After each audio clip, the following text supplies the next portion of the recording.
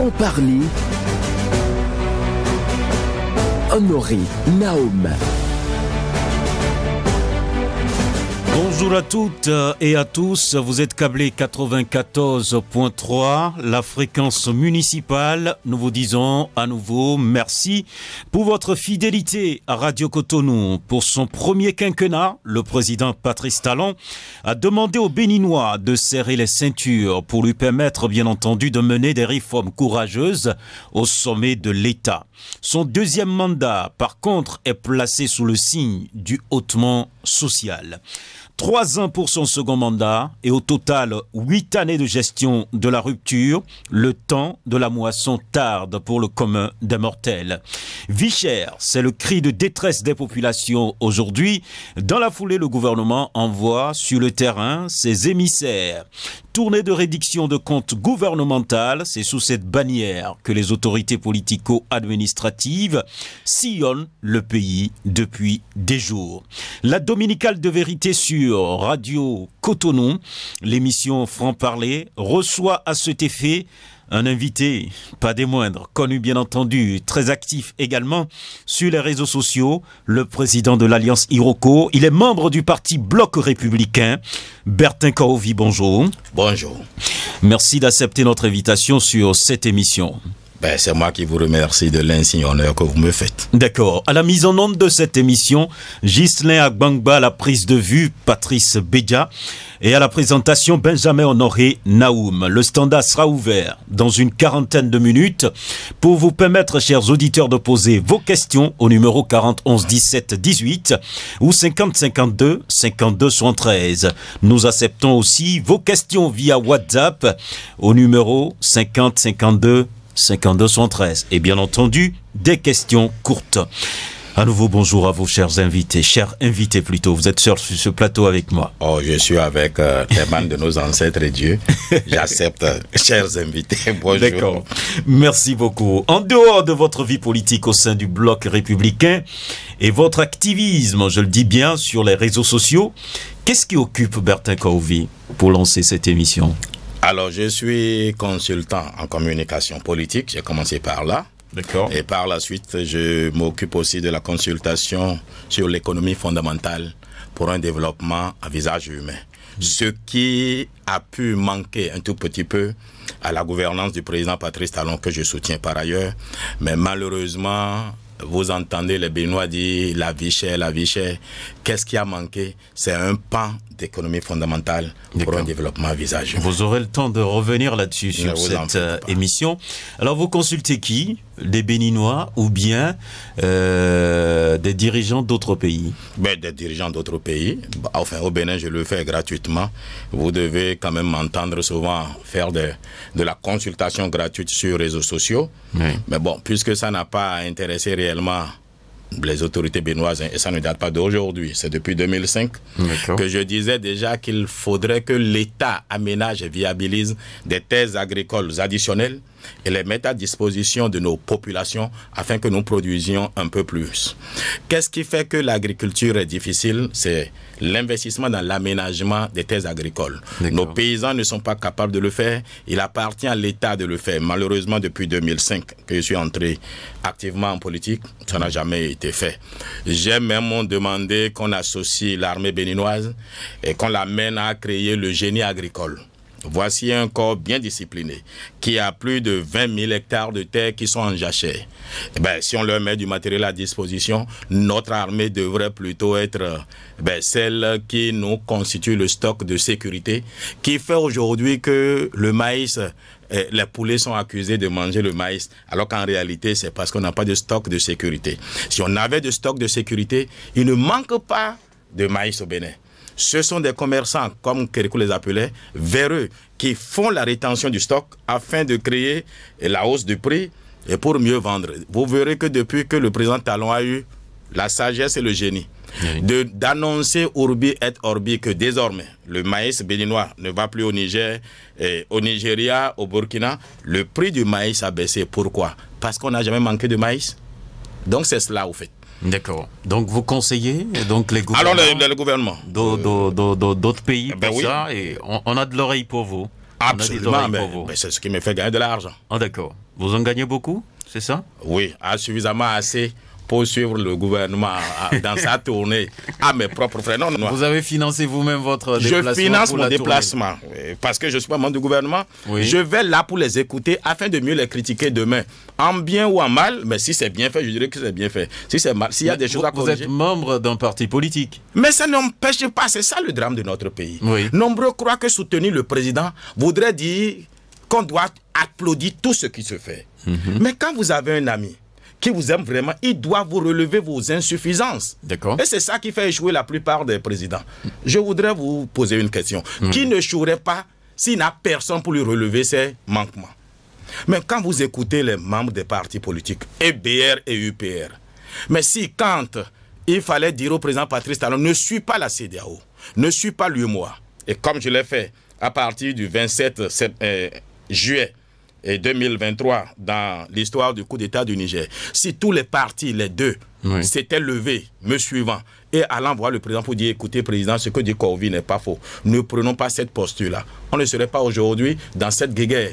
Vous soutenez un président, vous devez avoir le courage de lui dire, il faut améliorer ceci. Au besoin, même le dire publiquement, pour créer la pression populaire afin de l'amener à réfléchir. D'accord. Quand j'ai diffusé votre visuel, et ça, je focalise encore l'attention sur vous, hein, c'est toujours ainsi sur l'émission Franc-Parler, parce qu'on doit connaître mieux quand même nos invités. Il y a quelqu'un qui m'a renvoyé donc le visuel que j'ai partagé sur les réseaux sociaux pour annoncer cette émission. Il me demande, mais ton invité est docteur en quoi? En psychologie de la communication et en économie fondamentale. C'est ça. Il peut vérifier en Bolivie. Ben, vous savez, les Béninois sont tellement curieux. Et c'est pas bien? Non, non, au fait, ils sont curieux négativement en réalité. Négativement, d'accord. Négativement, parce que... Expliquez-nous. Je vais vous expliquer. Moi, je suis passé dans plusieurs pays. D'accord. Personne ne s'est préoccupé de quels sont vos diplômes. On se préoccupe de qu'est-ce que vous proposez. Oui. Mais à chaque fois qu'il doit donner de la consultation au Bénin, ben il m'est arrivé d'amener mes parchemins pour justifier de ce que je dis. Alors nous avons... Vous trouvez ça aberrant, c'est ça? Je trouve ça aberrant. Parce qu'en réalité, ce n'est pas le diplôme qui fait l'homme. D'accord. C'est ce que vous pouvez proposer. Et souvent, j'ai rencontré des vieux qui ne sont jamais allés à l'école, qui m'ont encore enseigné mes propres cours d'économie fondamentale. Vous les trouvez tellement intelligents, tellement sages, parce que l'expérience de la vie leur a appris plus que ce que vous ressassez ayant lu d'autres. Alors, pourquoi vous tenez tant à brandir encore le titre de président de l'Alliance Iroko? Pourquoi? Ben, c'est très bien. Vous savez... L'Alliance Iroko et moi, c'est une question d'amour. Et j'ai des militants qui, quoique je les ai convaincus à ce que nous soutenions le bloc républicain, refusent de se fondre dans le bloc républicain sans identité. Donc nous continuons d'avoir notre différence. Et un parti politique, nombreux ne s'en rendent pas. Vous dites quoi? Bloc républicain sans identité? Oui. Au fait, comment? Expliquez-nous. Alors, ils veulent avoir... ce qui les identifie, eux, dans le bloc républicain. D'accord. Quelle est leur vision de la politique? Quelle est leur vision de l'économie? Quelle est leur vision du développement? Il y a beaucoup de choses que nous partageons et nous acceptons tout ce que dit le bloc républicain, mais nous nuançons certaines décisions. Je soutiens le président Patrice Talon, mais cela ne m'a pas empêché, le 20 mai, quand je l'ai vu, de lui poser certaines questions qui, le ministre avec qui nous étions ensemble en audience, je l'ai vu, ne respirait pas. Parce qu'il faut être Corvi pour poser une telle question à un chef. Parce que moi, je crois que celui que vous aimez, vous devez prendre le risque de lui déplaire afin de lui éviter des erreurs. D'accord. Donc, l'Alliance Iroko, nous ne sommes plus un parti politique, mais nous sommes une tendance, une école politique, une façon de voir le développement. Une vision que vous partagez. Une vision que nous partageons avec ceux qui nous suivent. Et curieusement, la vision transcende le BR. J'ai des militants Alliance Iroko qui sont dans UPR. Ah d'accord. Et qui me donnent des informations. J'en ai même dans LD. C'est des taupes? Non, c'est pas des taupes. Mais ils me proposent des choses parce que le Bénin n'est que un. Il n'y a pas quelqu'un qui aime le Bénin plus que l'autre. D'accord. L'essentiel, c'est que nous travaillons à améliorer les conditions de vie de nos populations. Donc, il y en a dans UPR qui me donnent des informations. Il y en a dans LD qui ont été Alliance Iroko, mais aujourd'hui qui sont LD, qui souhaiteraient que je fasse la balade avec Yahi Boni. Je leur ai dit non. ça ne donnera rien. Finalement, vous avez des pions partout, là. Mais oui, mais parce qu'au fait, en 2016, oui, j'ai eu une distribution de 95% des bureaux de vote au Bénin. Ça ne veut pas dire que j'étais le meilleur candidat, non. Mais j'étais le candidat qui avait plus de distribution, qui avait plus de couverture dans le pays. Qu'est-ce qui a permis ça? Sur la radio nationale, c'est moi qui ai parlé les 5 langues qu'on nous demandait de parler. Ce qui a fait un rapprochement avec les populations. J'ai eu au moins, ne serait-ce qu'un votant sur 95% des bureaux de vote. D'ailleurs, la cour de Holo, que je salue au passage, m'a envoyé une lettre me félicitant pour dire que j'étais le candidat qui avait la dimension nationale. À la différence, je n'ai pas eu assez de voix partout, mais j'avais au moins un électeur quelque part. Et surtout, je dois, moi, bénir tous les jours. S'il avait un nom, je créerais une divinité en son nom, celui qui a produit Android et WhatsApp. Mais a fait que je suis tranquille dans ma chambre et dès que je tousse, tout le monde là dans son téléphone. Ça crée des amis, ça crée de rapprochements. Et d'ailleurs, les membres du gouvernement l'ont quand même constaté. Sur le terrain, c'est quand on appelle mon nom, on m'applaudissait mieux, plus que les autres. Pas parce que je suis mieux qu'eux, mais moi je suis tous les jours dans leur subconscient à leur dire quelque chose. Ça fait un rapprochement. Quel est cet attachement que vous avez avec Iroko? Alors, puisque vous êtes curieux. Moi, quand nous naissons dans ma famille, on va devant le phare et on cherche l'incarnat. Donc mon incarnat, c'est l'Iroko. Ce n'est pas un nom qui m'a plu. Mon incarnat, c'est l'Iroko. Et avant de commencer ma campagne, je suis toujours allé vers la tradition pour me dire à quoi je dois m'identifier, je dois m'adosser. Et on m'a dit, tiens l'Iroko. Et vous vous en rendrez compte, nous avons été 33 candidats en 2016. J'étais 13e sur 33, mais les autres, ils sont où aujourd'hui? À part le président Patrice Talon, je crois que, peut-être à Diavon, pour le malheur qui le frappe, que je souhaite que ça finisse très vite. Mais c'est de moi qu'on se souvient. Et vous faites quoi pour ça? Moi, j'ai pris des disques. J'ai parlé avec le président Talon et l'imam Moutawakil de Calavia Gori m'en est témoin, le président Balogun Kouchoro, le président des Vaudouno, et m'en est témoin. Nous étions devant le président qui a dit, mais s'il fait une démarche envers la République, on verra ce qu'on peut faire. J'ai pris langue aussi vers Adjavon, mais qui n'est pas encore prêt à chat échaudé, peut-être, et qui n'est pas prêt. La même chose à l'endroit de Madougou à l'époque, qui a cru que dans un problème tel que ce qu'elle vivait, qu'on pouvait faire du juridisme pour s'en sortir. Malheureusement, je crois que l'histoire finit par me donner raison. Donc le président Talon a montré sa disposition d'esprit. Mais il faut faire la part entre l'homme Talon intuitif personnel et le président Talon. Ce sont deux entités différentes. Et le président Talon peut malheureusement aller à l'encontre. Le président Talon peut aller à l'encontre de ce que veut l'homme Talon. Et ça, nombreux ne font pas cette différence-là. Alors, Bertin Korovi sert à quoi au bloc républicain? Ah oui? Ça, ce serait trop prétentieux pour que je dise moi-même ce à quoi je sais. Mais, mais je crois humblement que quand le président Diogbenou... Vous êtes utile en quoi au sein du bloc républicain? J'en sais rien, mais au moins, je crois que je suis... le gardien du temple, au fait. C'est comme ça. Oui, je suis le gardien du temple. Quand quelqu'un attaque... Qui vous a dit ça? C'est ce à quoi... C'est à cause de votre présence sur les réseaux sociaux? Non, pas forcément ça. Si vous posez la question à nombreux, ils vous diront que je fais des analyses, je fais des propositions, je vais même critiquer. Et ils sont pas... je ne trahis aucun secret, mais j'ai quand même l'avantage et la chance d'avoir le ministre Aboulaye Biotchane, ministre d'État, qui est un économiste financier, avec qui je critique certaines décisions du gouvernement. Qui, parfois... Tête à tête? Oui. Ou alors par téléphone, je lui envoie par WhatsApp. Je lui dis, ce que vous faites là, vous allez détruire notre pays, vous allez vous détruire vous-même. Parfois, il m'écoute. Sans jamais dire qu'il m'écoute, mais je vois des correctifs ou alors j'entends des décisions du gouvernement qui ressemblent un peu trop à ce que nous disions. Je dis, mais tiens, il n'a pas réagi. Pourtant, ce qu'il fait là, il fait du corps au vie. D'ailleurs, je ne veux pas me donner trop de valeur, mais moi, j'ai toujours trouvé que le gouvernement, un gouvernement qui ne parle pas, finira par détruire, c'est-à-dire toute crédibilité qu'on peut lui donner par la suite. Et quand j'ai appris et qui a eu une tournée gouvernementale, j'ai dit, mais tiens, le président Talon m'écouterait ou quoi? Donc, voilà, je sers à quelque chose. Voilà vos propres interrogations sur votre contribution à la République, c'est ça? Ah oui, oui, oui. Moi, vous savez, quand les hommes agissent, tout ne peut pas être parfait. D'accord.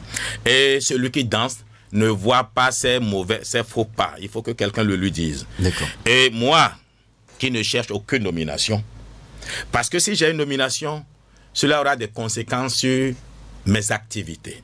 Je ne peux pas être en deux chaises. Si je suis nommé demain, je dois cesser de faire de la consultation avec d'autres chefs d'État et ailleurs. D'accord. Or, je ne suis pas sûr que le Bénin puisse me payer ce que réussir une consultation peut donner.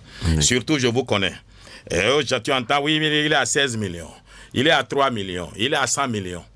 Alors en quoi ça doit vous gêner? Vous êtes au service de la République. Oui, si la République vous paye un salaire, on doit pouvoir en parler. Oui, non, je ne dis pas non. Oui. Mais moi, me payer 16 millions, ce n'est pas évident que ça puisse me permettre de faire vraiment ce que je veux faire. Ah bon? Ah non, non, ça ne pourra pas. Bon. Malheureusement, la politique, ça coûte les yeux de la tête. Tous les jours, quelqu'un a un problème, qui a ceci. Vous n'êtes pas obligé quand même. Ah non, mais quand vous entendez de quoi on vous parle, malheureusement, vous êtes sensible. Il m'arrive même, d'ailleurs, c'est mon époux qui se fâche, pour dire, mais tu entretiens les autres plus que tu ne m'entretiens. Je ne vous conseille pas d'entrer en politique, surtout pas au Bénin. D'accord. Ah, ça coûte les yeux de la tête. D'accord. Et personne n'est reconnaissant par rapport à ça. Ce que vous faites, oh non, on lui a remis des milliards. Or, ce n'est pas toujours vrai. En tout cas, dans mon cas, je n'ai pas encore reçu ces milliards-là. Et puisque d'aucuns ont dit qu'il y aurait eu de frais de mission pour la tournée, bon, je veux peut-être que moi aussi, on se souvienne de moi, on me fasse une régularisation. D'accord. Tournée de rédiction de comptes du gouvernement, le jour où vous avez entendu ça, quelle a été votre réaction? Je dois être sincère avec vous, j'ai trouvé ça d'abord farfelu. Parce que quand j'ai écouté l'explication ou bien le contenu ou bien la démarche, j'ai trouvé ça farfelu. Je me suis dit, le titre est mal choisi. Il aurait fallu appeler ça plutôt tournée d'information aux membres, aux Béninois qui soutiennent l'action du gouvernement afin qu'ils puissent aller vers la grande masse pour apporter l'évangile par la suite. Ah bon. La dénomination vous a posé un problème? M'a posé un problème. Bon, en réalité, le fond reste la même chose, mais la dénomination.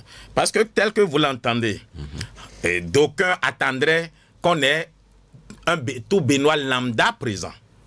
Or, ce n'est pas le cas. Aujourd'hui, en tout cas à cet instant-ci, ce sont ceux qui sont favorables à l'action du gouvernement, qui sont invités à venir écouter le message et eux aller sur le terrain maintenant, apporter la bonne nouvelle à toute la population. Il ne peut pas en être autrement de toute façon. Quand vous voulez convaincre tout un peuple, vous commencez d'abord par ceux qui vous sont favorables. Et d'ailleurs, ce sont les critiques que les gens font. Et je leur donne raison parce qu'on a mal dénominé la tournée en réalité. D'accord. Mais maintenant, la pertinence de la tournée, je la trouve extraordinaire. Pourtant, extraordinaire. Au départ, je n'étais pas d'accord. Oui. Mais par la suite, à force farfelu au départ, maintenant c'est devenu extraordinaire. Extraordinaire. Et je vais vous dire pourquoi. Allez-y, je vous laisse expliquer les ayant écoutés. Oui. Mais moi, je ne savais pas que le Bénin avait déjà commencé par produire de l'électricité. Je suis dans le secteur électrique, je vous le dis.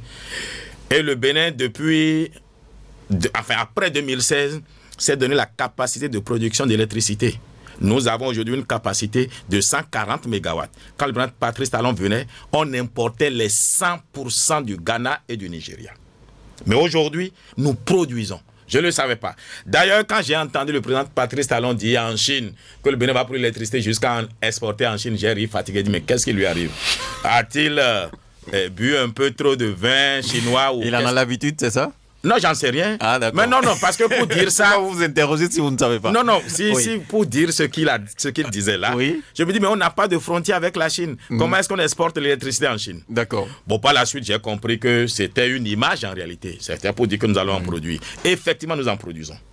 C'est ce qui fait, parce que moi, je vis plus au Togo qu'au Bénin. D'accord. Je vis plus au Togo, plus qu'au Bénin. Mais au Togo, aujourd'hui... à cause du Nigeria et du Ghana qui ont réduit la quantité d'électricité qu'on donne aux deux pays à travers la CEB, le Togo est tout le temps en délestage. Ce n'est pas encore vraiment le cas au Bénin. Donc, il y a ça que j'ai su. Nous vivons quand même des coupures. Hein. Ça, c'est sûr. Maintenant, au fait, les coupures que vous vivez sont dues au transport. Nous avons gardé l'ossature de la ligne électrique des années 60. Donc, ce sont des câbles vieillissantes qui ne permettent pas de bien conduire l'électricité. C'est d'abord, c'est l'équipement qui est le problème. Puis, m'est revenu, le ministre Adambi m'en a convaincu qu'ils sont en train de travailler pour renouveler au fait, le transport de l'énergie à travers de nouvelles câbles, ce qui va résoudre le problème du délestage. De la stabilité. De la stabilité. Mais ceci étant dit, il faut que le Bénin construise encore plus de capacités. Et vous avez dû l'apprendre. J'ai fait venir des Qataris en janvier ici, parce que dans le PAG 2, il y a le projet Dogobis, un projet structurant pour le développement de 5 départements, les collines, et le Zou, le plateau et l'Ouémé, où on met un barrage qui produit 128 MW d'électricité hydroélectrique et 30 MW d'électricité avec solaire. On aménage 5000 hectares de terres agricoles irriguées et on fait de la foresterie sur 10 000 hectares. Cette infrastructure permet de faire de l'élevage, enfin, de l'aquaculture sur site, en cage. On produira beaucoup de poissons. On pourra faire abreuver les bêtes, les bœufs et autres. Et les 5000 hectares nous permettent vraiment de produire assez de riz. Et de produire 3 fois par an. C'est un projet structurant qui peut faire travailler plus de 500 000 personnes. Un tel projet lancé, d'ailleurs, ce n'est pas seulement au mérite du président Yahi Boni, Talon, c'est pas Yahi Boni qui l'a lancé en premier. D'accord. Et il n'a pas pu finir. D'ailleurs, le ministre Kassa était allé jouer au tam-tam là-bas, annonçant que la bonne nouvelle... Bon, ils n'ont pas pu finir, ils sont partis. L'État étant une continuité. Quand le président Talon est venu, il a pris le projet, il a encore amélioré. Ils n'ont pas eu de financement pour le moment. Bon, j'ai fait venir des Qataris, d'autres sujets que je ne vais pas énumérer ici. On fait que... On ne sait pas, enfin, ils ne se sont pas entendus, je n'ai pas compris ce qui s'est passé. J'ai relancé le projet. Et j'en ai parlé avec le président qui m'a dit de demander aux Qataris de demander une audience et de venir pour qu'on voit comment est-ce qu'on peut vite travailler ce projet. C'est pour vous dire qu'il y a beaucoup de choses qui se font. Je laisse ça. D'ailleurs, ce barrage-là donne aussi de l'eau à toute cette région-là.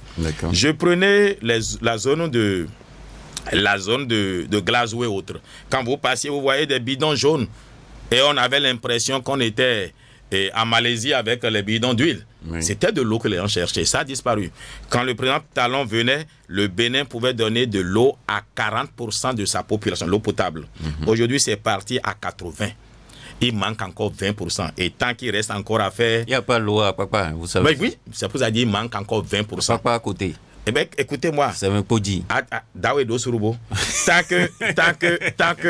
qu'il reste encore à faire, c'est que rien n'a encore été fait. Je vais vous dire pourquoi à Papa, il n'y a pas d'eau. En réalité, Cotonou, le 16e et le 15e, prennent leur eau à partir de Calavi. Et Calavi étant tellement loin, la pression ne permet pas à ce que l'eau arrive à Papa. Alors aujourd'hui, dans un an, ce serait déjà résolu. Parce que les nouvelles infrastructures qui permettront à Papa d'avoir sa station directement sont en train d'être construites. Oui, même à Fidjirosé, attendez, même à Fidjirosé, il manque dans des zones, des endroits où il n'y a pas d'eau. Même là où moi je vis, il n'y a pas d'eau tout le temps. Mais là, il n'y a pas d'eau, pourquoi? Parce qu'au fait, ils sont en train de rénover l'infrastructure. Mais le président Talon, le gouvernement, pour ce que j'ai écouté, n'a jamais dit que tout était déjà parfait. Non. Mais l'exercice m'a plu parce que on a donné surtout la possibilité aux populations de dire les insuffisances de la gouvernance du président Talon. Donc c'est ce qui se fait au cours de la tournée? Non, le gouvernement dit ce qui s'est fait et on permet aux populations de poser des questions. Non, pas seulement de poser des questions, mais de donner leur ressenti et de dire les insuffisances et puis de poser des questions. Je vais vous donner aussi autre chose que j'ai su. Je n'avais jamais su que dans les deux KP, c'est-à-dire Kéro, Kouandé vous parlez du Septentrion. Il n'y a jamais eu de goudron depuis les années 60, depuis les indépendances jusqu'à aujourd'hui. C'est le président Patrice Talon qui est en train d'amener du goudron à cet endroit. C'est en cours de construction. Je prends Sinandé. Sinandé n'a jamais eu de goudron. Je suis allé à Sinandé parler avec les populations qui du reste se fâchaient et s'énervaient parce qu'on les empêchait de vendre leur acajou et leur soja à qui eux disent ils veulent aller vendre ça au Togo. Je leur ai dit, est-ce que vous avez vu le... D'abord, ils critiquaient le président de façon acerbe. J'ai dit, ils ont raison. Et la délégation n'était pas trop d'accord. J'ai dit, quand moi, j'ai dit, population, moi, je vous soutiens, vous avez raison. Le président ne doit pas faire ça. Alors, ils étaient tous heureux de voir que quelqu'un les soutient. Et quand ils ont commencé par dire, oui, hein, aguez-moi. Quand j'ai dit, bon, alors, est-ce que vous avez vu votre goudron? Ah, voilà, ils disent, ah, c'est très bien. J'ai dit, c'est parce que, justement, vous vendez votre soja et votre acajou au Bénin que l'État arrive à lever des impôts et taxes sur ce produit-là. Et c'est ça qui finance le goudron. Mais un vieux a dit, alors, pourquoi on ne nous a jamais dit que c'est notre propre argent qui fait la route afin que nous contribuions à cotiser. Et c'est la limite du message du gouvernement, au fait. Mais la plupart ne laissent pas comprendre aux populations que l'argent ne tombe pas du ciel. Tout l'effort qu'on fait vient de la contribution des populations. Vous avez dit que la vie est chère. Oui, la vie est chère, c'est vrai. D'ailleurs, vous n'avez pas vu comment j'ai maigri. Tout le monde maigrit, même vous. Ah bon? Je vous ai connu plus gros que ça. Ah bon? La vie est chère, ça c'est sûr. On vient maigri. Oui. Ah d'accord. Tout le monde a maigri. D'accord. C'est bien pour la santé quand même. Non, c'est bon pour ça, c'est sûr. Quand on perd un peu de kilos. On n'a pas trop de cholestérol. Oui. Mais pourquoi on demande cet effort aux populations? On peut ne pas aimer Talon. Et je dis toujours aux gens, il n'y aura jamais d'opposant plus acerbe à Talon autant que moi. C'est pas possible. Ah non, ils ne peuvent pas. Je suis quand même le commandant en chef. Mais j'ai fini par me rendre compte que comment on appelle ça? Les maquettes. Les maquettes. Les maquettes ont fini par devenir des infrastructures. Nous disions tous ici, ce sont des maquettes. Oui. Donc quand j'ai vu que les maquettes deviennent des infrastructures, je me suis dit, il faut lui donner la chance d'aller jusqu'au bout. Aussi, en 2021, moi, je venais de faire quand même plus de 3000 audios. Je me suis dit, si je ne fais pas la paix avec la République et le président, nous allions amener notre pays et notre population à la catastrophe. Parce que l'État a l'autorité c'est-à-dire à la violence légitime. Et c'est pour ça que j'aime dire aux jeunes, quand quelqu'un vous manipule pour dire levez-vous là, sachez que la police est l'autre là, la violence légitime. Si vous allez à la violence, eh bien la police va doubler la violence. Quand vous voulez réclamer quelque chose de l'État, c'est dans la non-violence aussi, au fait. Et vous obtenez mieux dans la non-violence que dans la violence. Alors pour terminer avec la vie chère, je voudrais dire ici aux populations que la vie est chère parce qu'on fait les infrastructures qu'on fait, pas parce qu'on a trouvé de l'or, on n'a pas trouvé du pétrole. C'est parce que on nous demande un sacrifice. Je le concède inhumain, parce que j'ai des parents qui se plaignent. Je leur dis, serrons la ceinture aujourd'hui, demain nous allons desserrer. Mais nous avons déjà fait 8 ans. Et monsieur le président, je vous l'ai dit, 8 ans c'est beaucoup. Les 2 dernières années, laissez-nous manger 4 fois, 5 fois, comme nous faisions. Je voudrais vous demander, quel est le lien que vous faites entre les dénonciations des populations qui parlent de vie chère et cette tournée gouvernementale? Est-ce qu'il y a un lien? Non, il n'y a pas de lien. Pourtant, puisque la population, le gouvernement travaille pour la population, ben ça finit par créer un lien. Mais au départ, le lien n'est pas pour aller dire aux populations pourquoi la vie est chère. Non. J'entends nombreux dire que ceux qui sont rassasiés vont dire à ceux qui ont faim que la vie est chère, pourquoi ils ont faim. Non, ce n'est pas le but. En réalité, le premier objectif de cette tournée, c'était déjà d'aller faire le point. Moi, j'étais à Dassa.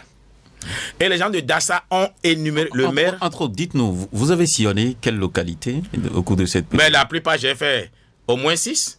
J'ai fait Parakou, j'ai fait Dassa, j'ai fait Lokossa, j'ai fait Cotonou, la 15e, j'ai fait la 16e, j'ai fait Djougou, j'ai fait Sinandé, j'ai fait Waké, j'ai fait Basila. Donc je devais aller encore hier à Pomassé, j'ai dit non. Et un peu de repos. Faudrait pas que les gens se disent mais qu'est-ce qu'il fait courir Kaovi? Parce que nombreux ne commencent pas à poser la question. Mais il n'est pas membre du gouvernement, qu'est-ce qu'il cherche là? D'accord. Moi je suis un homme curieux. Je voulais aller réellement écouter les gouvernants parler Et les critiquer au besoin, les railler au besoin, les féliciter. D'accord. Pourquoi pas? Et vous avez entendu quoi, concrètement? Dites-nous. Mais moi, j'ai entendu que notre pays est sur la bonne voie. La bonne voie. Oui. Le Bénin est en train de construire les fondamentaux du développement.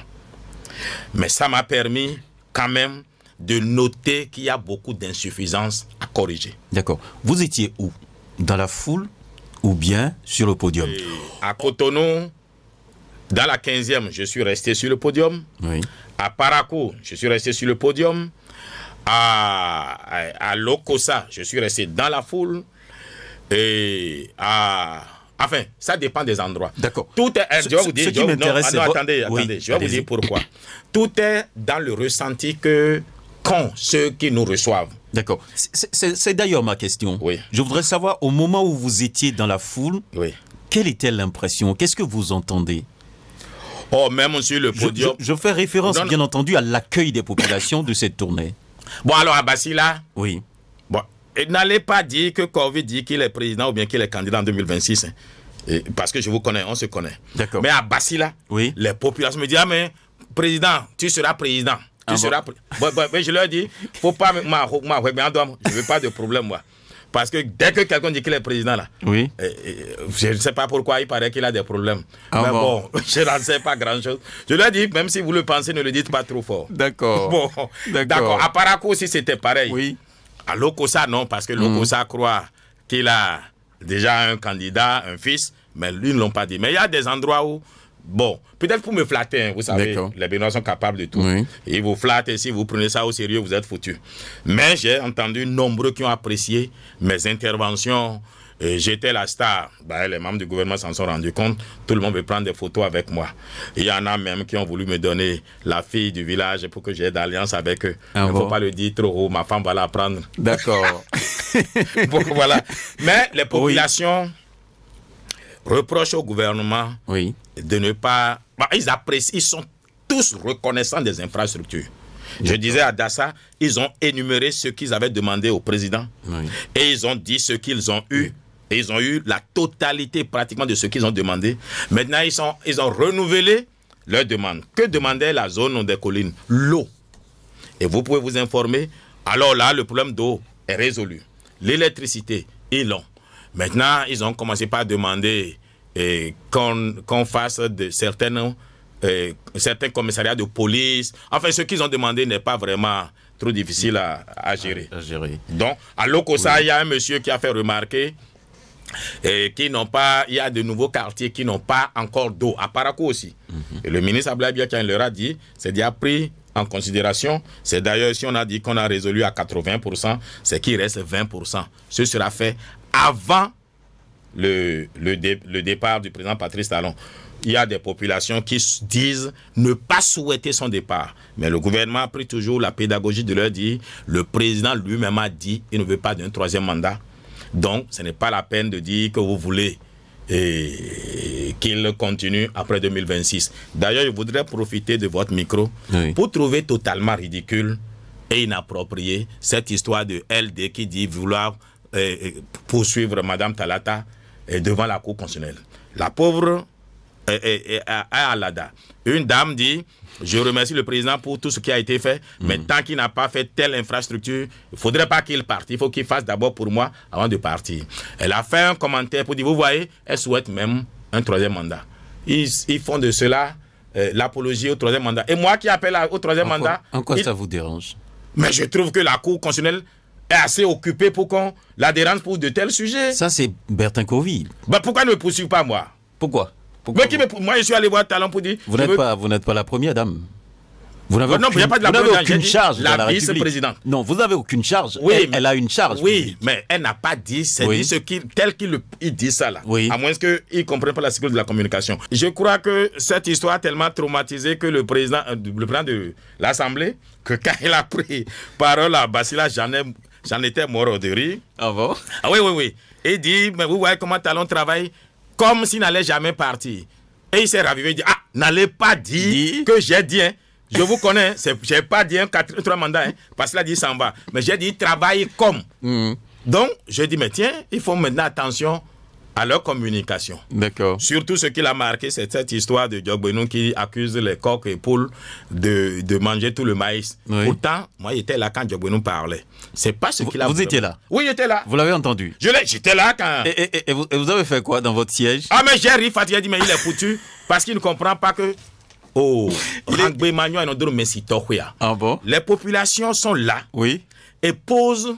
C'est-à-dire, ils ont posé des questions. Et ils ont parlé du problème du prix du maïs. Et les populations avaient même déjà, il y en avait qui avaient déjà dit que le prix a commencé par baisser, c'était déjà revenu à 275 francs dans certains marchés, à 300 dans certains, alors qu'on était à 500. Bon, je n'ai pas compris le besoin qu'ils reviennent sur le sujet qui était déjà vidé par les membres du gouvernement, mais dont c'est le rôle au fait. Bon, vous savez, l'homme politique, un tribun comme lui, content de la foule devant lui, il prend le micro et il a oublié où il était. Ce qu'il a dit est une réponse technique. Mais ce n'est pas aux populations qui se plaignent de cherté de maïs qu'il faut tenir un tel langage. Ça, c'est un. Deuxième chose, lui, il est président du parti politique. Si j'étais son conseiller à la communication, je lui aurais plutôt suggéré que dans son rôle, c'est même d'accuser même le gouvernement devant les populations pour dire « Je vous ai entendu, je vais les voir pour leur dire il y a telle insuffisance, il faut qu'il améliore ça. » Son rôle n'est pas de défendre le gouvernement. Il n'est pas membre du gouvernement. Mais il soutient le gouvernement. Mais oui, soutenir le gouvernement, c'est ça justement ce que nombreux ne comprennent pas. Et moi, je vais leur donner un séminaire s'ils veulent. Le rôle du parti qui soutient le gouvernement, ce n'est pas de dire que le gouvernement a raison à tout point de vue. Ah ben sinon, vous détruisez même le gouvernement. Mais aucune œuvre humaine n'est parfaite. Il y a des insuffisances. Donc, ça a été une erreur de sa part d'aborder ce sujet-là. Là, je vous ai dit, en fond, on dit... C'est une erreur de communication ou bien c'est une erreur tout court? Je dirais que c'est une erreur. De dire ça.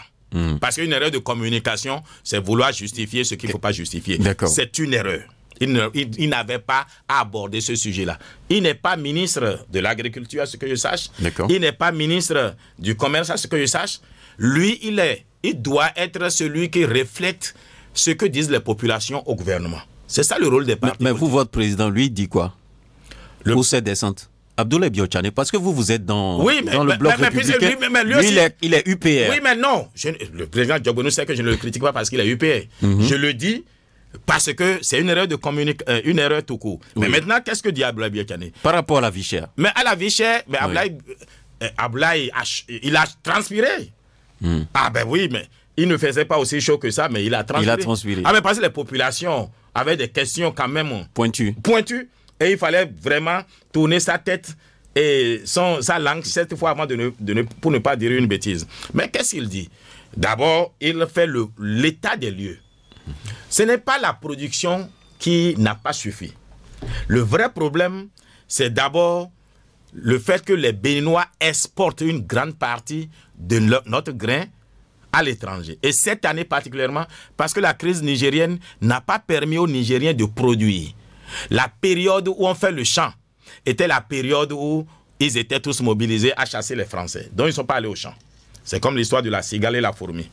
Ils viennent chez nous prendre nos stocks. Donc c'est un stock qui manque à notre population. Ça c'est un. Deux, le Nigeria aussi prend, le Burkina prend. Mais en soi, ce n'est pas une mauvaise chose. Il y a aussi, et c'est là où ce que Diogbenou voulait dire, et il a mal dit, il y a aussi que par décret, le Bénin a dit on n'importe plus de poulet qui viendrait d'ailleurs. Donc il faut faire les poulets de chair ici. Et qui dit poulet de chair parle de provende. Et la provanderie a besoin de maïs, de soja et les poissons, les frétins pour produire de la provende. Eh bien, une bonne partie de notre maïs est allée dans cette production-là. Mais l'État doit faire de la programmation. Quand vous décidez de ne pas importer des poulets, mais vous savez que vous voulez élever des poulets, vous devez prévoir leur nourriture sans que les êtres humains n'en manquent. C'est pour ça que cet argument-là n'était pas utile à exposer. Donc, ce que Abdoulaye Biotchane a dit et que j'ai entendu, c'est une bonne partie de notre maïs allait à l'étranger et on l'a stoppé cela. Désormais, le prix est en train de baisser. D'ailleurs, Écoutez, en dehors de tout, je suis aussi vendeur de maïs et producteur. Moi, j'ai eu malheureusement... Consultant et encore vendeur de maïs? Oui, moi j'ai fait de l'agriculture. Vous faites de l'agriculture? Ah oui. Et j'achète surtout chez les autres que je stocke et je vends quand ça devient un peu plus cher. N'oubliez pas de déposer des sacs ici à Radio Cotonou. Bon, si vous aimez mon maïs, il n'y a pas de problème. Oui, on aime. Vous n'allez même pas payer. Le technicien m'a dit que lui, il aime. Bon, alors, mais en ce moment, je n'ai plus de stock. Ce sera pour l'année prochaine. Alors, donc, j'ai laissé du stock. Oui. Et j'aurais dû vendre au moment où c'était parti jusqu'à 30 000. Oui. J'attendais que ça aille à 35.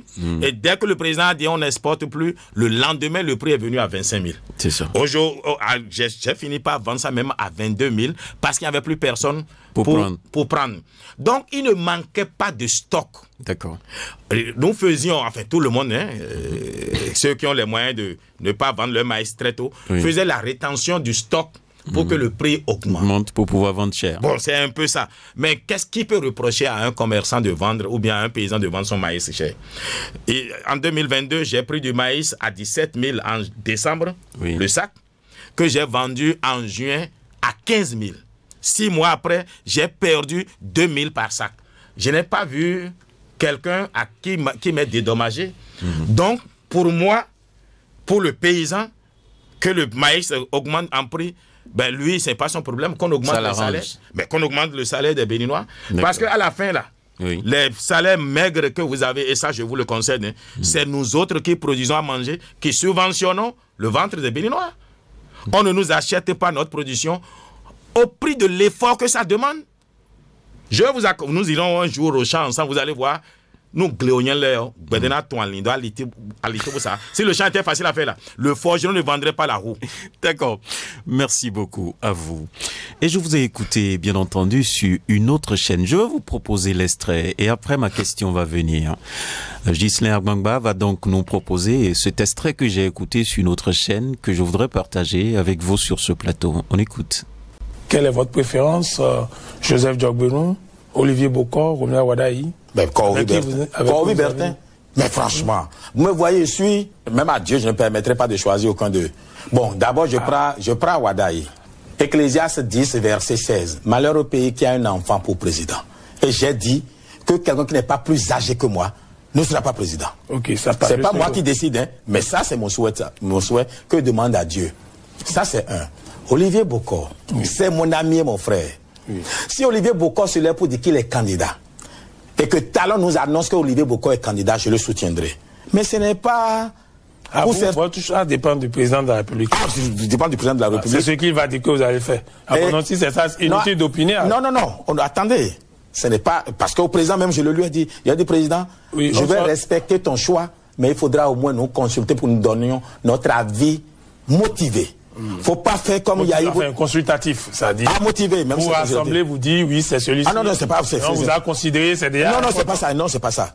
Nous allons montrer au président. Je lui ai dit, mais faut pas faire comme Yahi, qui allait amener Zinsou, qui a échoué lamentablement. Zinsou n'était pas un mauvais candidat, mais le casting était mauvais. Donc, si le président veut gagner... Mais je vous dis, si le président voulait vraiment, s'il veut gagner facilement, Dieu va l'inspirer, va prendre Kourovi. Je parle 9 langues au Bénin. Si on va à la mosquée, je vais diriger la prière si je veux. C'est pas la langue qui fait... Non, attendez. La langue vous rapproche. Okay. Au-delà de la langue. Si la religion, la foi. Chez les musulmans, on va s'entendre. Chez les vaudouisants, on va s'entendre. Bertin Kourovi, d'une manière ou d'une autre, dans 2 ans, le président Patrice Talon va finir ses 2 mandats. Ça, c'est une équation mathématique. Il a dit lui-même. Alors, à quel jeu vous jouez là, dans cet extrait? J'ai bien envie de savoir. Ben moi, je ne joue à aucun jeu. C'est aux journalistes qu'il faut poser la question parce qu'ils voulaient, alors que moi, ceux avec qui on a fait l'Institut national d'économie INE savent qu'en 1994, mais le 14 janvier 1994, j'avais annoncé que je vais me mettre à me préparer pour être président un jour au Bénin. 1994. Mes camarades d'université ne l'ont pas oublié. Et je me forme depuis ce temps-là. Je me suis mis à apprendre l'anglais, l'espagnol. Bon, je présume que je parle français. Je parle 9 langues au Bénin. Je me suis initié au Vodou pour en comprendre l'essence. Et le christianisme, je connais la Bible par cœur. Aujourd'hui, j'ai fini, ayant connu la Bible par cœur, je me suis rendu compte qu'en réalité, la foi chrétienne doit vous amener à l'islam, c'est tant que vous avez compris le message biblique. Aujourd'hui, je me suis converti. Ce que je voudrais attendez, dire. non. Oui, attendez, je voudrais. Oui. Alors donc, et j'ai servi plusieurs présidents parce qu'il n'y a pas d'école où on apprend à être président. Il faut voir faire, éviter les erreurs de l'autre et choisir ce qui est bon. Soit, j'estime que je suis l'un des plus qualifiés pour être président. D'ailleurs, ce n'est pas d'aujourd'hui. 2026. Donc, au finish, là, dans toute cette république, vous avez vu que c'est vous seul. J'ai jamais dit ça. Ah bon? J'ai dit, mais je parle de moi. Oui, parce qu'on vous a cité des noms, vous avez dit non, que c'est pas possible, on ne peut pas les choisir. Non, attendez. Oui. C'est que vous vous moquez de moi. Quand je dis moquer, ce n'est pas ça. Je voudrais vous poser une question. Oui. Vous allez sur un plateau, on veut parler des meilleurs journalistes ou bien ceux qui sont qualifiés pour aller à la HAC. On vous cite des noms et vous ne vous déclarez pas. Mais pourquoi vous voulez que je les choisisse eux? Mais s'il veut savoir s'ils seront candidats, il n'a qu'à les appeler. Donc, moi là. Oui. Comme Yahibouni dit. Ah non, c'est d'abord moi.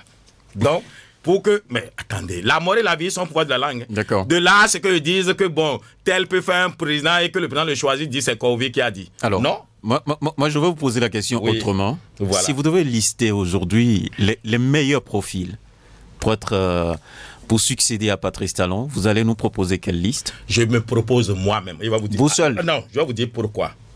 Pourquoi vous seul? C'est ça, je veux comprendre. Oui, allez-y. Je vais vous dire pourquoi. Allez-y rapidement pour qu'on puisse donner la parole aux auditeurs. Ce qui manque à notre pays, c'est que les hommes politiques qui disent vouloir être président ne proposent rien. Olivier Bokor, c'est mon frère et ami. Et il sait que je serai content et heureux qu'il soit président. Mais qu'est-ce qu'Olivier me dit? S'il est président, qu'est-ce qu'il va faire pour les Béninois? Parce que quelques éliminés parcourent le Bénin disent qu'ils veulent Bokor là. Ça ne suffit pas. Bon, ceux qui disent Wadaï. Mais j'ai jamais entendu Wadaï dire voici comment je projette le Bénin. Si le Bénin m'était confié, voici ce que je ferais. J'en sais rien. Mais par rapport à lui, vous avez été un peu dur quand même. Vous dites que c'est un enfant. J'ai jamais dit ça. Ben, je suis plus âgé que lui. Ça fait des mois, non, des années que je dis. Dans votre allégorie, c'est ce que vous aviez dit. Oui, mais ce n'est pas faux. Tout simplement parce que j'ai dit quoi. Oui. Et ça, je reste ferme sur ça. Hein. D'accord. Malheur au pays dont le roi ou bien le président a un enfant. Ça, c'est pas moi qui le dis, c'est la parole de Dieu qui le dit. Ecclésiaste 10, verset 16. D'accord. Maintenant, un enfant, si la nature et Dieu veut qu'il soit présent, s'il l'est, Dieu va le oindre de l'autorité de l'adulte pour qu'il gère bien. D'accord. Mais vous ne voulez quand même pas que moi, qui me prépare depuis des années à être président, que je vienne sur un plateau dire je veux Djokbenou, je veux. Et je vais vous faire une confidence. Si vous voulez détruire un candidat aujourd'hui, dites juste que vous le voulez président. Si moi, Kovi, je dis c'est Wadaï que je veux, tout de suite ils vont dire que c'est Talon qui a dit à Kovi de le dire. Et il est foutu. Donc c'est moi qui les sauve en les disqualifiant. Ok, et en vous proposant vous-même. Mais parce que tout le monde sait que je suis assez puissant pour que si quelqu'un va la nuit, dit donc je peux tenir le choc. Maintenant, ceci étant dit. Allons-y, rapidement. J'ai dit la parole aux auditeurs qui attendent. J'ai dit même au président Talon. Oui. Pour lui dire, et je vous le redis, je soutiendrai son choix.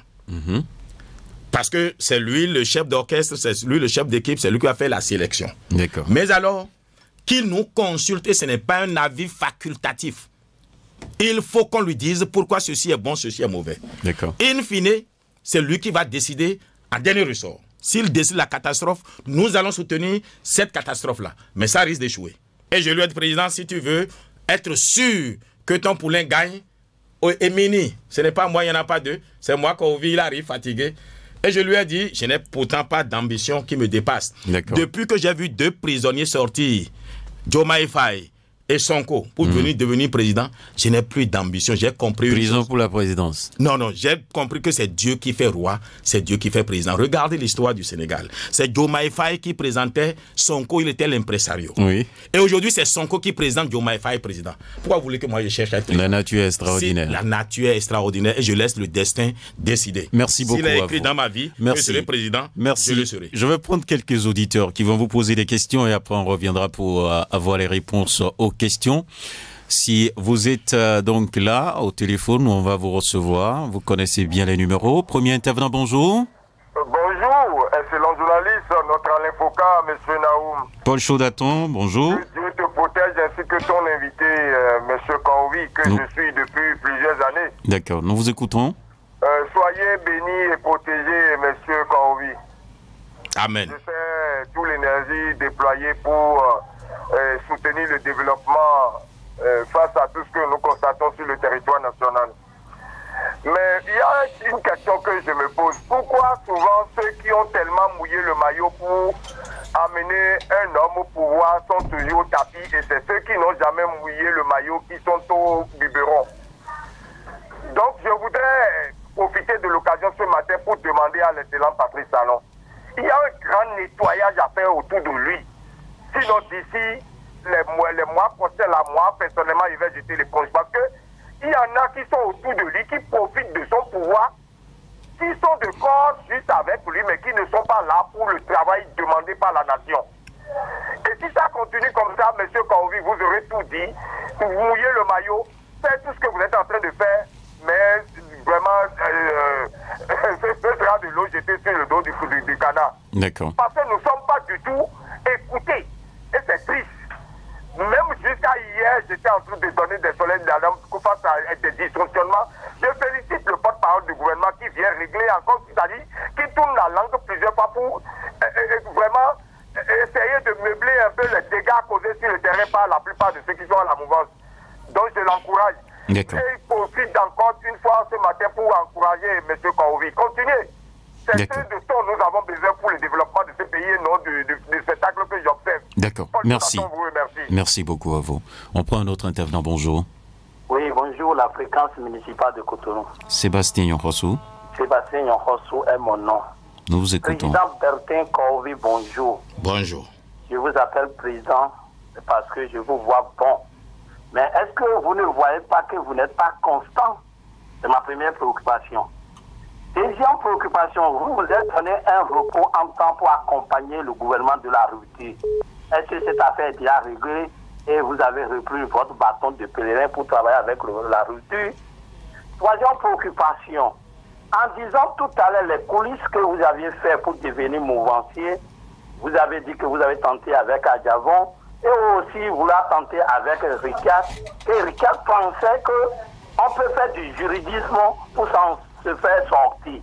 Est-ce que vous voulez vous dire qu'il n'y a plus de justice au Bénin, que tout le monde doit faire harakiri et puis le pays tout va bien? Terminons cette dernière préoccupation. Parlons toujours de la justice. On a vu Atao Renho Mohamed condamné dans ce pays. Il était malade, il était parti à l'étranger pour se faire soigner. Il est revenu. Il n'est pas retourné à la prison. Il circule. Nous voyons les policiers derrière lui. Qu'est-ce qui s'est passé, vous, en tant qu'un président, un futur président? Qu'en dites-vous sur cette affaire? Est-ce que la justice a déjà réglé ou bien c'est une affaire de coulisses et puis c'est fini? D'accord.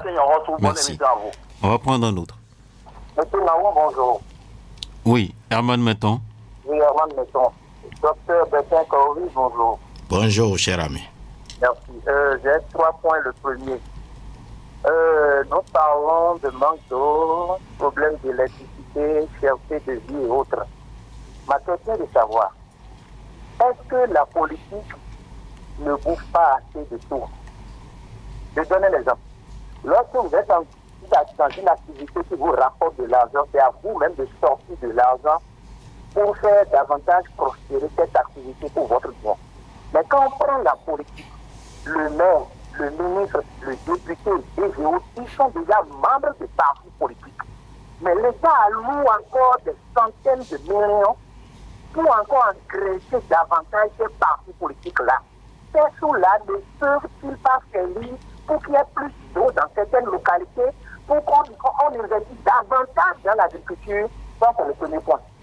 Deuxième point, la jeunesse en général. Quels sont vos commentaires sur la jeunesse qu'on a aujourd'hui? On a plus de 1000 qui séjournent derrière les barreaux pour faire de cybercriminalité. Qu'est-ce qui n'a pas marché? Et enfin, pour terminer, la presse en général. C'était vraiment maintenant.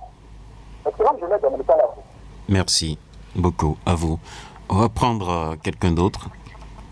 Et bonjour, monsieur Honoré Nao. Oui, votre nom Bernardin Fabi, c'est ça? C'est moi, oui. Nous vous écoutons. Ok, je salue l'invité. D'accord. Monsieur Kaoui, je vous salue. Bonjour. Oui. Bon, mes questions. par rapport à l'exploitation des terres, vous avez tout à l'heure dit qu'il faut associer des militaires pour le faire.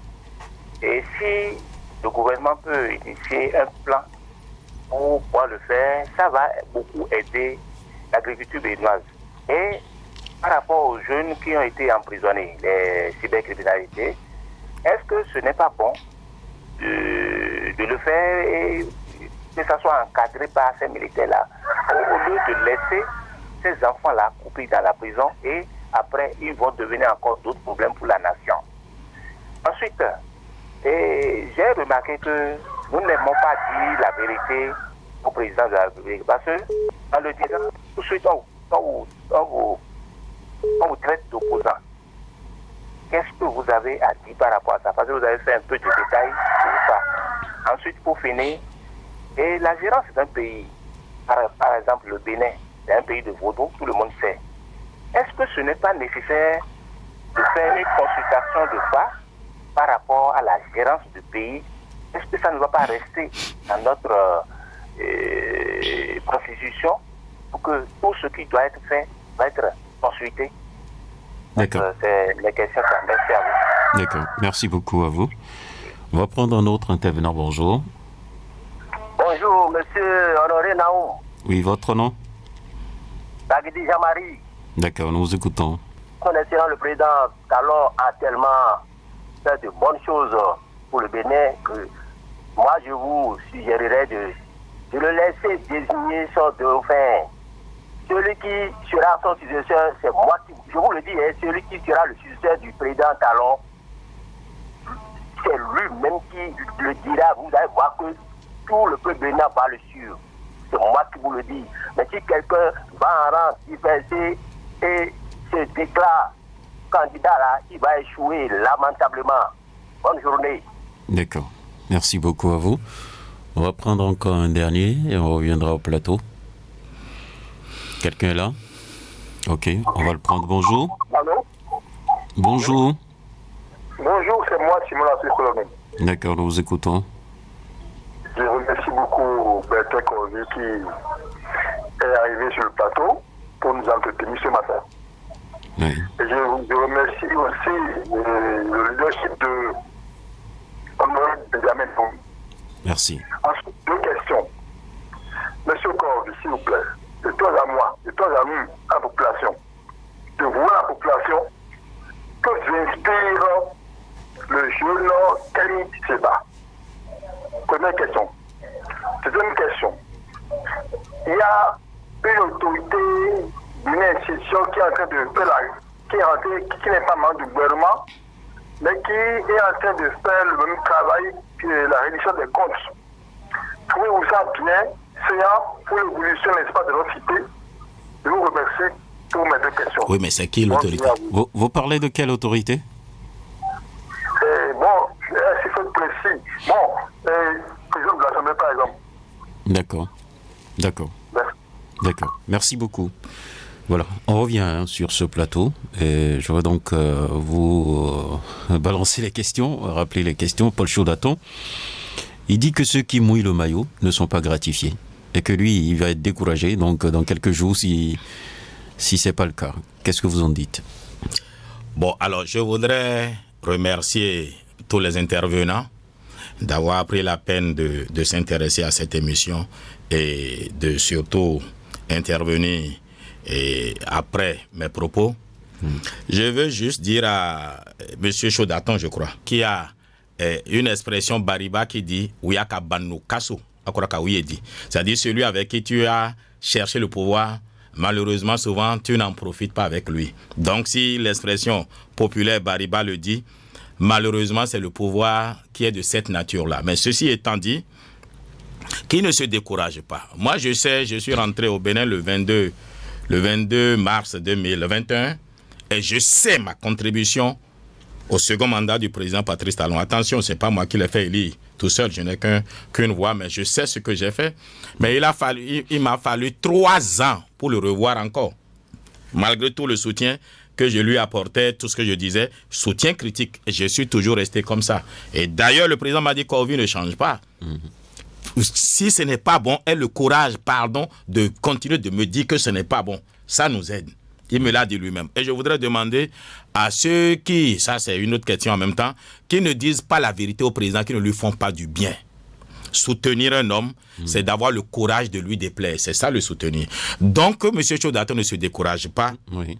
Parce que s'il se décourage, il va laisser le pays à qui? Mais c'est ça, en fait. Si nous devons regarder nos propres intérêts, je vous jure, personne ne soutiendrait le président Patrice Talon. Sincèrement. Personne ne soutiendrait le président Patrice Talon si on doit regarder nos propres intérêts. Je confesse quand même qu'il y a effectivement certains de la mouvance présidentielle qui confondent savoir parler et communiquer. Il y a une grande différence entre savoir parler et communiquer. Je voudrais, sans critiquer le ministre de la Santé, contre qui je n'ai rien, mais je vous ai dit, moi, ma fidélité est due à Patrice Talon et à Patrice Talon seul. Donc, si l'action d'un ministre va lui faire du tort, j'aurai le courage de le lui dire. D'ailleurs, lui-même, si je lui dis qu'il fait des erreurs, pourquoi pas un ministre? J'ai pas du tout aimé, si le ministre l'a vraiment dit, mais la presse l'a relayé, que le matériel qu'on a à Calavi, qu'on ne l'a nulle part ailleurs. Franchement. On a du bon matériel à Calavi. Ça suffit. Faut pas faire du superlatif. D'accord. C'est parce que ça tue, au fait. Faut pas exagérer. Non, c'est même pas exagérer. Faut pas faire du superlatif. Il faut juste dire, on a du matériel pour votre santé, ça s'arrête là. De dernière génération. Bon, dernière génération ou nouvelle génération, c'est pas important. On a du matériel performant. D'accord. Donc, il faut qu'on ait le triomphe modeste, au fait. Sinon, on ne fait pas du bien. D'accord. Sébastien Yonrosso dit que Bertin Kohovi n'est pas constant. Oui, mais c'est qu'il n'a rien compris à la constance en politique. Bertin Kohovi est constant à Bertin Kohovi. Moi, je fais du Kohovi, Bertin. C'est-à-dire, ce qu'il appelle Bertin Kohovi n'est pas constant. Il veut, et d'ailleurs, il a continué, pas dire que j'avais posé des conditions pour continuer de soutenir le président. Est-ce que c'est DH? Vous avez même eu un temps d'observation et tout. Est-ce que tout ça a changé? Mais ça n'a pas changé. Mais seulement, le président m'a appelé pour qu'on en parle. Il a bien entendu que le président m'a reçu. Et j'ai pu lui dire ce que je souhaite qu'on améliore. Mais ce n'est pas en restant les bras croisés. Je suis aussi béninois, il faut que j'apporte ma pierre à l'édification de notre pays. Tout n'est pas encore comme je le souhaite. Les Béninois ne mangent pas encore 4 fois comme je le veux. Mais j'ai quand même dit au président comment on doit faire pour que les Béninois puissent manger autant. Parce que ce qu'on fait, les infrastructures, on peut bien les faire et pourtant nous allons manger et manger bien. Si on augmente notre capacité de production agricole, surtout en associant l'armée. D'accord. Il a fait une incursion dans le domaine de la justice. Il a demandé si, selon vous, si tout va bien, justice à Tao et tout ça, vous en dites quoi? Alors, d'abord, il s'est trompé. Il a cru que moi, c'est au prix de Aïvo ou bien machin. Non, Madougou, je suis rentré avant tout ça là. Mais parce que moi, je n'ai pas en réalité un dossier. On m'accuse de faire des audios et d'appeler à la révolte. Ben, il fallait bien le prouver. Et la justice. J'ai gagné mon procès en Guinée équatoriale contre l'État béninois. Et je suis rentré convaincu que personne ne peut me prouver le contraire. Et la justice... Vous savez, ce sont les faits. La preuve est la rançon du droit. Eh bien, l'État n'a pas pu prouver que réellement j'ai voulu et il y a eu un non-lieu. Et je vous fais encore la confidence. Est-ce que vous savez que chaque fois que je voyage, j'arrive dans un aéroport étranger, on m'arrête d'abord parce que ma liste serait parmi ceux qui sont recherchés par la justice béninoise alors qu'il y a eu un non-lieu. On m'arrête et après, quand je passe souvent une nuit à la police, et le lendemain, quand ils font les vérifications, ils voient que bon, c'est un dossier farfelu. Si c'est émis en 2018-2019 et il a pu voir le président, il a pris le vol à côté, on ne l'a pas arrêté, c'est qu'en réalité, ce dossier est caduc. Et il faudrait en réalité que la justice béninoise enlève mon nom de cette liste-là. Mais je ne le demande pas. Vous savez pourquoi? La dernière fois, j'arrive au Gabon, le 28 mars, je devais faire de la consultation. On m'arrête et je passe une nuit à la police des aires et frontières. Le lendemain, on me libère naturellement après vérification. Mais ceux qui m'ont fait venir n'ont pas pu organiser mon audience. Ceux qui ont fini par faire mon audience sont les policiers. C'est le chef de la police qui m'avait arrêté, qui a su que j'avais des difficultés pour mes audiences. C'est lui qui a fini par organiser mon audience. Quand je suis rentré, et ici une autorité a dit, mais écoute, je vais appeler le ministre de la Justice. Ce n'est pas, il faut qu'on actualise la liste. Je lui ai dit, non, ne fais pas ça. Il dit, mais pourquoi? Je lui ai dit, si on ne m'avait pas arrêté au Gabon, j'aurais échoué ma mission. Donc laisse mon nom, quand j'arrive là, on sait que Baba Dako Bia Gouame. On m'arrête d'abord et on vérifie et les autorités donc savent ça vous fait de la pub. Ah mais ça fait de la pub. Ah bon. Donc, arrêter quelqu'un n'est pas toujours une mauvaise chose. D'accord. Herman Menton dit qu'il y a manque d'eau, d'électricité et autres, mais lui, il voit que la politique nous coûte beaucoup. On met trop d'argent dans la politique au lieu de l'investir ailleurs. Non, vous êtes du même avis? Non. Herman Menton est un ami que je connais depuis toujours. Il est toujours dans l'exagération. Et c'est ça qui fait... Il est toujours dans l'exagération. C'est ça que j'aime chez lui. Et c'est votre ami? C'est mon ami, oui. Et vous venez dire ça? Non, mais attends, il sait bien que moi, il ne me manque pas. Je le lui ai toujours dit. Il est toujours dans les... C'est-à-dire, même si Dieu descendait là, il va lui demander qu'il va trouver qu'il manque quelque chose à sa création. Il a fait la même chose avec Yahibouni durant les 10 ans. Et il fait la même chose avec Talon. Au contraire, Herman Menton est quelqu'un qui est utile pour la République. Il amène à la réflexion. Mais il fait toujours dans l'exagération. Ce qu'il dit n'est pas faux, mais en réalité, ce n'est plus vrai. OK. Mais l'État a besoin de personnes qui l'entretiennent, qui travaillent pour l'État. Et la politique a besoin quand même de financement. Mais ceci étant dit, je conçois quand même qu'il y en a qui peut-être ont double traitement au fait. Et peut-être qu'il faut faire... S'il a des preuves qui les apportent, mais je n'ai pas de preuves tangibles, mais il y en a que je trouve vivant trop bien à mon goût. On va aller très vite. Il parle de la jeunesse. Quelle appréciation vous avez aujourd'hui de la jeunesse béninoise, cybercriminalité et tout ça, et aussi de la presse? Bon, la cybercriminalité doit être combattue. Combattue. Parce que ça fait du tort à notre pays, surtout à son image. D'accord. On était arrivé à un niveau où on commençait par ne pas être aimé. À un moment donné, le passeport béninois, on ne te fouillait pas. On avait commencé par fouiller les Béninois à cause de la cybercriminalité. Mais ceci étant dit, je ne suis pas pour qu'on donne 7 ans à des enfants qui ne savent pas, en fait, en réalité, ce qu'ils font. Je suis pour qu'on les... D'abord, on les prend, on les fesse 41 coups. Moi, j'ai fait le coup primaire. Mon père était enseignant. On te soulève, on prend 2 gaillards, on dit soulevez-le. 41 coups chacun d'eux. Et après... Le monde a changé. Hein? Ah, le monde n'a pas changé. Ah bon? On a dit de ne plus violenter les... Ah non. Bon, alors, les condamnés à 7 ans, ça change quoi? C'est plus détruire leur vie, ça. On les prend 41 coups. On le laisse, ses plaies guérissent les fesses. On le reprend encore. On le frappe 41 coups 3 fois. Et il va cesser. Ah non, attendez. Et après ça, maintenant, on les envoie au champ. Et travailler au champ, c'est-à-dire ils vont travailler pour la société. Au lieu d'être non productifs en train de dormir à Misrété, ben, on les utilise dans l'agriculture, on leur donne une formation. Et peut-être, au lieu de si c'est 7 ans, ils ont 18 mois. Voilà. Que pensez-vous de l'état de la presse? Oh, la presse est à l'image de la classe politique. D'accord. Parce que la presse béninoise fait beaucoup d'efforts. Mais quand un journaliste a des problèmes parce qu'il s'est trompé de langage, quel Béninois se lève pour dire on défend notre journaliste? C'est ça aussi le problème. D'accord. Gérance, en se basant sur le phare, vous proposez ça? Gérer le pays, prendre la gestion du pays en consultant le phare? Ça, c'est Bernardin Fabi qui a parlé de ça. Bon, Bernardin Fabi, non? Fabi. Ah, Fabi. Bon, Fabi, ce n'est pas loin. C'est toujours le phare. Oui, c'est toujours le phare. Bon, et moi qui ai fait la géomancie et qui me connais au phare, le phare, en réalité, n'a jamais projeté l'avenir. Le phare vous donne le passé, le présent, et c'est vous qui faites une déduction. Une interprétation. Une interprétation de l'avenir. Et nombreux se sont trompés en interprétant cet avenir-là. Je suis pour que le phare ait un avis consultatif, mais pas un avis décisif. On ne veut pas construire un pays à travers le phare. Moi, le phare, si je devais m'en tenir au phare, mais il fallait que je sois un cuisinier. Hein, et ma mère, ma mère était convaincue que je ne peux réussir ma vie qu'en étant cuisinier. J'avoue qu'aujourd'hui, je suis toujours un très bon cuisinier, mais je ne vis pas de ça. Il y a M. Gbagidi qui a dit Talon fait bien les choses et qu'il va tranquillement désigner son successeur. Ben, il ne m'a pas bien écouté. J'ai bien dit que c'est Talon, l'entraîneur, qui va former l'équipe en 2026. Mais ceci étant dit, s'il reste seulement dans sa chambre à lui, et il fait comme ce que Yahibouni a fait, amenant Zinsou comme un champion, un cheveu sur la soupe, Mais qu'est-ce que ça a fait en 2016? Ça a fait que Yahya Boni a retrouvé la plupart de ses ministres devenant candidats contre Zinsou. Ils étaient 17. Et au second tour, ils sont allés sur Patrice Talon contre Zinsou.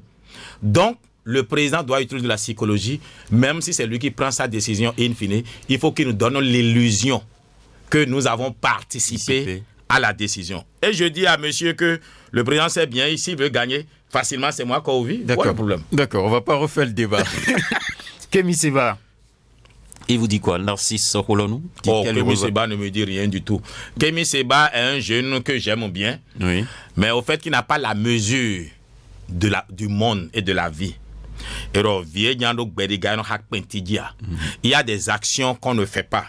Moi, je le trouve même suicidaire. J'ai toujours eu peur de lui, pour lui, et je prie souvent pour lui. D'accord. J'ai trouvé que ça a été de l'apatridie que d'aller au Niger, accepter de lire des informations que les autres lui ont données. Il n'en avait aucune preuve. Aujourd'hui, il dit que c'est pas lui, il n'a fait que relayer ce qu'on lui a mis à disposition comme information. Par contre, je ne soutiens pas Kémy Séba, loin de là. Mais je ne suis pas pour ceux qui trouvent qu'il est fou. Il n'est pas fou. Et parce que moi-même, on me traite toujours de fou, alors je ne permettrai pas qu'on traite quelqu'un d'autre de fou. Il n'est pas fou, mais il lui manque la sagesse que nous avons chez nous. D'accord. Le président Louis Vlavonou, dans cette tournée, pour vous, c'est bien ou c'est mauvais? Bon, je voudrais, c'est pour ça que j'ai dit, la tournée a été mal désignée. Et mal nommée, si vous voulez. En réalité, quel est le rôle du Parlement? Le rôle du Parlement, mais c'est de représenter le peuple, n'est-ce pas? En principe, même les LD, s'ils avaient aimé notre pays, auraient dû suivre la délégation. Les membres du Parlement devraient écouter ce que le gouvernement dit et ce que les populations disent. Mais je vais vous poser une question. Quand les populations disent on veut de telle route et font la doléance devant les membres du gouvernement, mais la prochaine mandature budgétaire, mais si cette route-là n'est pas dedans, les parlementaires qui l'ont écouté peuvent facilement dire mais pourquoi vous n'avez pas tenu compte de telle doléance de telle population? C'est comme ça que je lis la chose. Maintenant, et ça je vous le concède aussi, il n'avait pas besoin de prendre parole. Il peut être assis, écouter, en train de noter. Mais le protocole, il a une personnalité. Deuxième personnalité du pays. Oui. Ce qui a d'ailleurs parfois créé de difficultés protocolaires. Parce qu'il y en a qui ne savent pas que c'est Vlavonou. En réalité, sur le plan protocolaire, il est le patron de ABT. Donc eux, ils veulent célébrer ABT et à la fin on corrige. Bon, comme les deux sont des hommes humbles, il n'y a pas de problème de leadership à ce niveau-là. Et puis Vlavonou que dont je me moquais un tout petit peu, j'ai trouvé quand même à le pratiquer 2 fois. J'ai trouvé que c'est quelqu'un plutôt... 2 fois seulement? Oui, dans 2 cérémonies. Non, dans 3 plutôt. Il était là. Et j'ai trouvé que c'est quelqu'un qui a l'écoute des populations et qui est plutôt un homme effacé, un homme humble. Et s'il améliore son image, je crois que les populations vont mieux l'aimer que ce... Parce que de loin, je le trouvais un peu fermé et rejetant le contact. Mais en réalité, quand on s'est vu, alors que la veille, je le critiquais dans un message pour lui dire, quand il dit qu'il a une prophétie où Dieu va nous donner un enfant, où j'ai dit, quelqu'un m'a dit, mais écoute, il s'oppose à toi. J'ai fait un message pour dire, ce n'est pas son rôle à lui. Il n'est pas devenu pasteur. Bon, ça ne l'a pas empêché de bien me parler, on a causé. C'est un homme plutôt gentil. Sur WhatsApp à présent, on a reçu donc quelques messages. Il y a Herman Menton qui a écrit sur WhatsApp, il dit que mais il ne vous connaît pas, que vous n'avez jamais échangé au téléphone. Ah ben oui, mais je comprends alors, je comprends qu'ils disent, quand il passait tout son temps, il faut lui parler de James Bassa. D'accord. Radio Planète. D'accord, merci. On ne va pas polémiquer là-dessus. Non, au fait, on ne s'est jamais assis pour parler comme ça. Oui. Mais à travers ces émissions, ces interventions. Ah ben oui. D'accord, j'ai compris. Il y a maintenant Gilbert Amoussou, donc de Clocomin. Il dit bonjour, dites-nous, qu'est-ce qui empêche le gouvernement de payer aux étudiants les frais de mémoire depuis 2020? Bon, moi, il précise, question à poser, et qui me tient à cœur. Oui, mais moi, je ne suis pas ministre des Finances. Ben, je vais quand même... parce que les étudiants, s'il y a des frais de mémoire à payer aux étudiants qui ne sont pas payés, quand même, il faut faire l'effort. J'ai été étudiant et je sais combien on attendait ce type de soutien financier du gouvernement. Je vais en parler. Je vais poser la question au ministre du Développement, Blaise Biachane, et au ministre des Finances, qui n'a aucune raison d'empêcher les étudiants d'avoir leurs frais de mémoire. D'accord. Il a posé donc d'autres questions. Il dit, bon, je crois, on a répondu par rapport à ça, le président de l'Assemblée nationale. Il a parlé aussi du président Sébastien Germer-Javon. Vous avez aussi réagi par rapport à ça. Maintenant, sa quatrième question, il dit, qu'est-ce que votre invité pense des affiches des personnes proches du pouvoir, affichées un peu partout dans le pays, tout comme si nous sommes déjà en campagne électorale? Bon, je n'en ai pas vu, je ne peux pas commenter. Mais maintenant... Ici, il y en a qui veulent être des rockstars, qui va le leur refuser, tant que c'est eux-mêmes qui dépensent sur cela. Maintenant, l'affiche dit quoi? Il est candidat? Si, bon, alors je sais de quoi il veut parler. Il veut parler au fait d'Olivier Bokor. Moi, je ne fais pas, je ne me cache pas derrière. Oui, moi, j'ai toujours trouvé que c'était une mauvaise chose. C'est trop tôt. Mais j'ai posé la question à Olivier Bokor lui-même qui m'a dit, ce n'est pas lui. Qu'il y a des gens qui apprécient ce qu'il fait, enfin sa personne, qui font des actions. Bon, si ça n'entre pas dans le sens de la République, il appartient à la République de dire non. Mais si la République n'a rien dit, je prends acte, on continue avec. D'accord. Rachidi Oba, le test est long, mais je vais juste lire la fin pour vous permettre bien entendu de répondre rapidement aux questions. On n'a plus assez de temps. Il a dit que les cas d'ex-exilés et des prisonniers politiques ne vous disent plus rien aujourd'hui. Il s'est trompé totalement parce que il peut s'informer. Moi, quand j'ai vu le président le 20, j'ai posé ce problème-là. Ceux qui sont à Mistrete savent que je suis allé rendre visite à des gens à Mistrete. Mais vous savez, les gens ne comprennent rien. Ils croient qu'il suffit seulement de vociférer pour avoir des solutions. Si vociférer là peut avoir d'amélioration, mais je crois que j'aurais sorti tout le monde de prison. Mais parfois, c'est dans le silence que vous avez des résultats. Et si vous voulez, je peux à la fin vous montrer l'autorisation qui m'a été donnée pour aller rendre visite à certains en prison à Mistrete. D'accord. Donc, ce n'est pas besoin de crier. Vous savez, quand les gens se vous voient, et ne plus... Au Bénin, si vous voulez être populaire, commencez pas à insulter le président Patrice Talon, vous êtes sûr d'être populaire. Dès que vous commencez pas à nuancer les choses publiquement, tout en allant lui dire, président, on peut améliorer ceci, vous savez que vous êtes un traître. D'accord. Bon, moi, si je peux être traître à ce prix-là, arronquez. Il n'y a pas de souci. Moïse Ogouchi qui dit quelles sont les nuances entre alternance et continuité pendant que la démocratie prône l'alternance et des élections à date échue à terme. Alors, le Japon est un pays quand même démocratique. Oui. Pourtant, le Japon a connu un parti politique qui a fait l'alternance dans le même parti, dans la même mouvance politique durant 60 ans. Donc, ce n'est pas forcément amener une autre idéologie ou bien un autre mouvement ou bien une autre équipe qui fait forcément la démocratie. La même équipe peut rester au pouvoir tout en changeant qui est devant. Donc c'est aussi de la démocratie. D'accord. Il dit par ailleurs, y a-t-il eu alternance ou continuité après 30 ans de gouvernance par le même parti? Est-ce toujours de la démocratie? C'est de la démocratie. Aussi simple que ça. Maintenant, quand il dit 30 ans, c'est au Bénin qu'on est à 30 ans. Au Japon, c'était 60 ans. D'accord. Monsieur Bertin Corvi, que reprochez-vous au gouvernement pendant que les gens ont faim? L'on sert la reddition de comptes en lieu et place plutôt. Augustin Pofadi de Glodjibé. Je n'ai pas compris sa question. Les gens sont faim. Ça, c'est sûr. Tout le monde a faim. D'accord. Et si vous allez dans les ministères, vous qui êtes journaliste, vous avez dû remarquer que les facilités que vous aviez à l'époque, vous ne les avez plus aujourd'hui. Moi, j'ai quand même fait certaines tournées, même au temps de Yahi, tout en le critiquant, mais il y avait des amis autour de lui. Pas que je critique Talon, Yahi Bonin, parce qu'ils ne vont quand même pas dire que je critique Yahi. Ce n'est pas de ça qu'il s'agit. Vous aviez facilement de tickets valeur pour prendre du carburant. Je vous l'ai dit, c'est moi-même. Vous verrez, à travers ces tickets-là, vous verrez parfois là où tous les endroits où on est allé. Vous verrez ici c'est Djougou, ici c'est Lokossa, ici c'est Cotonou, etc. C'est moi-même qui prends mon billet, mon carburant en charge, mon hôtel, mon séjour en charge.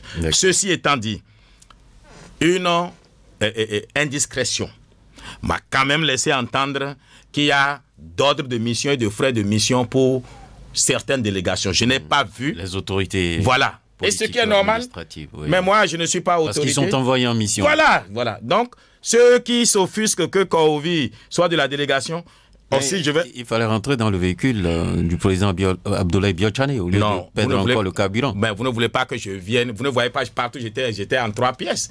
Babani Babandje. Voilà. Je venais même en présentiable. Donc, vous ne voulez pas faire ombrage au président de. Non, c'est même pas ça. Non, je voulais votre parti politique, c'est ça? Non, je ne voulais pas que personne me fasse ombrage plutôt. Ah, d'accord. Ah, ils sont venus avec véhicule, moi je suis venu avec véhicule. D'accord. Si ce n'est pas ici que vous dites que je n'ai pas été envoyé là. Qui sait que j'étais en train de squatter, de les suivre?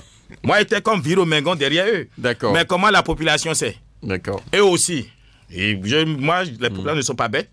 Je voulais que ceux qui me voient sur WhatsApp là, mais m'entendent sur WhatsApp, me voient directement. Ah, imaginez que le président Patrice Talon décide de prendre Kohovi, ce qui n'est pas impossible. Oui. Je suis aussi béninois. C'est ça. Mais ils auront plus du mal à m'identifier. D'accord. Je faisais ma pré-campagne, ça le dit.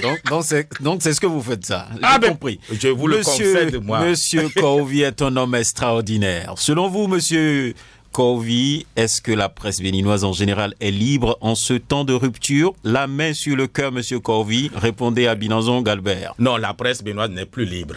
D'accord. Et c'est elle-même qui a laissé la main au gouvernement. Les hommes politiques, nulle part la presse en réalité n'est libre parce que les hommes politiques veulent. C'est la presse même qui arrache sa liberté. Et vous l'avez laissé.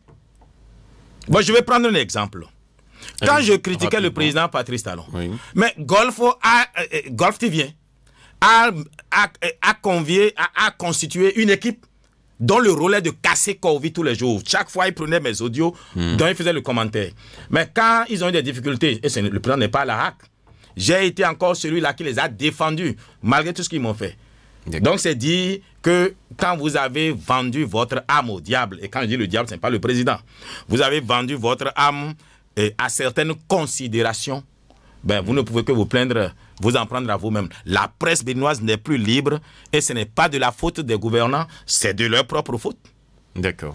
Votre mot de fin pour clôturer cette émission? Déjà, Monsieur Bertin, oui, c'est fini. Alors, moi, je n'ai rien mangé, donc il ne faudrait pas que les gens disent que Eric Bessado y est. Mais je vais vous dire juste, quand je me lève chaque matin, je commence par l'oko niwe. Oniwe, yebinamo. A tinkle de quoi l'oko enemeho. Ce sont des incantations. Vous n'êtes pas seul sur le plateau. Je suis ici aussi.